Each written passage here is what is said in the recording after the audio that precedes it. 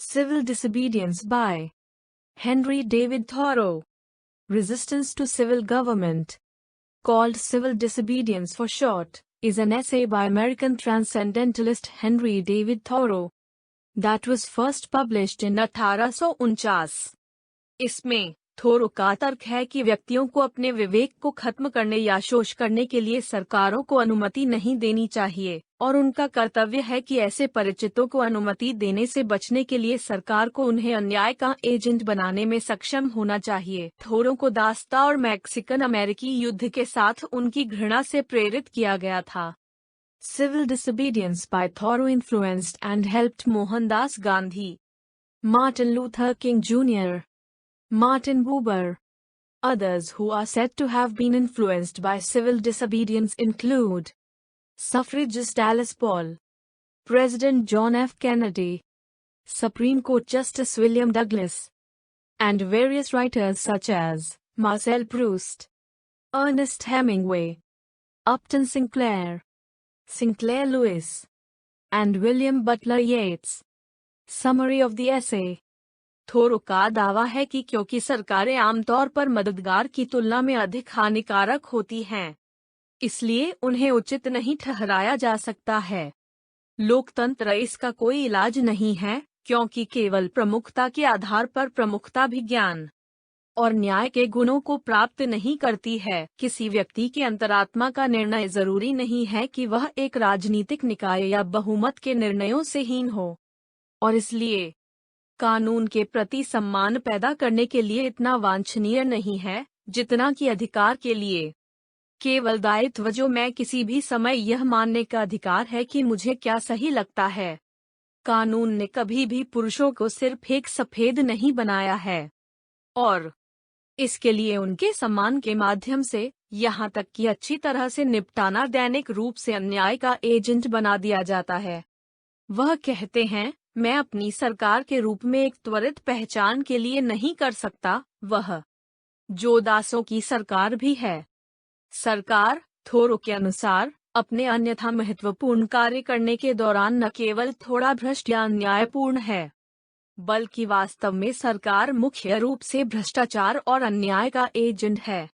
इस वजह से यह बहुत जल्द ही ईमानदार पुरुषों के लिए विद्रोह और क्रांति करने के लिए नहीं है। राजनीतिक दार्शनिकों ने क्रांति के बारे में सावधानी बरती है, क्योंकि क्रांति की उथल पुथल आमतौर पर बहुत सारे खर्च और पीड़ा का कारण बनती है। थोरो ने कहा कि जब सरकार सक्रिय रूप से एक अन्याय को गुलामी के रूप में उजागर कर रही है तो ऐसी लागत लाभ विश्लेषण अनुचित है। इस तरह की मौलिक अनैतिकता इसे समाप्त करने के लिए किसी भी कठिनाई या खर्च को उचित ठहराती है। इस लोगों को दासों को पकड़ना और मेक्सिको पर युद्ध करना बंद करना होगा, हालांकि लोगों के रूप में यह उनके अस्तित्व को खर्च करता है। थोरो अपने दर्शकों से कहते हैं कि वे इस समस्या को पूरी तरह से गुलामी समर्थक दक्षिणी राजनेताओं पर दोष नहीं दे सकते हैं, लेकिन इसका दोष उन पर डालना चाहिए। उदाहरण के लिए, मैसाचुसेट्स, जो वाणिज्य और कृषि में अधिक रुचि रखते हैं, वे मानवता में हैं और नहीं गुलाम, और मेक्सिको के साथ न्याय करने के लिए तैयार। इसकी कीमत क्या हो सकती है? ऐसी हजारों हैं जो गुलामी और युद्ध के विरोध में हैं, जो अभी तक प्रभाव में नहीं है कि वे उनका अंत करें। वह लोगों को न्याय के लिए मतदान करने के अवसर के लिए निष्क्रिय रूप से प्रतीक्षा न करने के लिए प्रेरित करता है, क्योंकि न्याय के लिए मतदान न्याय के लिए इच्छा के अनुसार अप्रभावी है। आपको जो करने की जरूरत है वह वास्तव में सिर्फ होना है।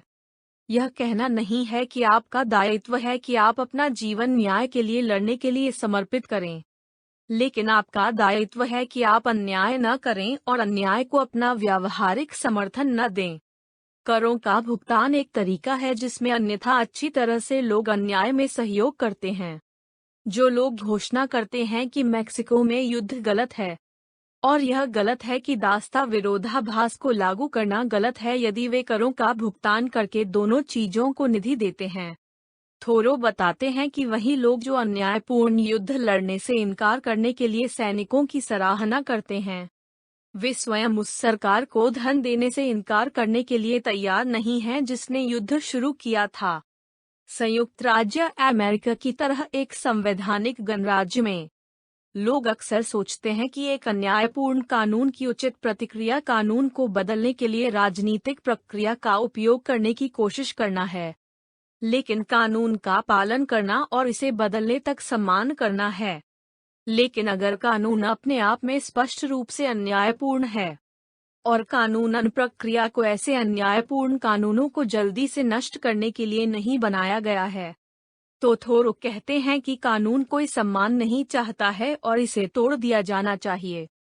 संयुक्त राज्य अमेरिका के मामले में संविधान ही गुलामी की संस्था को सुनिश्चित करता है और इसलिए इस निंदा के तहत आता है। थोरो की राय में उन्मूलनवादियों को सरकार के अपने समर्थन को पूरी तरह से वापस लेना चाहिए और करों का भुगतान करना बंद कर देना चाहिए, भले ही इसका मतलब कैद की सजा हो या यहाँ तक कि हिंसा। पोल टैक्स का भुगतान करने से इनकार करने के कारण उन्हें कुछ समय के लिए जेल में रखा गया था, लेकिन जेल में भी उन्हें बाहर के लोगों की तुलना में स्वतंत्र महसूस हुआ। उन्होंने इसे एक दिलचस्प अनुभव माना और सरकार और अपने नागरिकों के साथ अपने संबंधों पर एक नया दृष्टिकोण लेकर आए।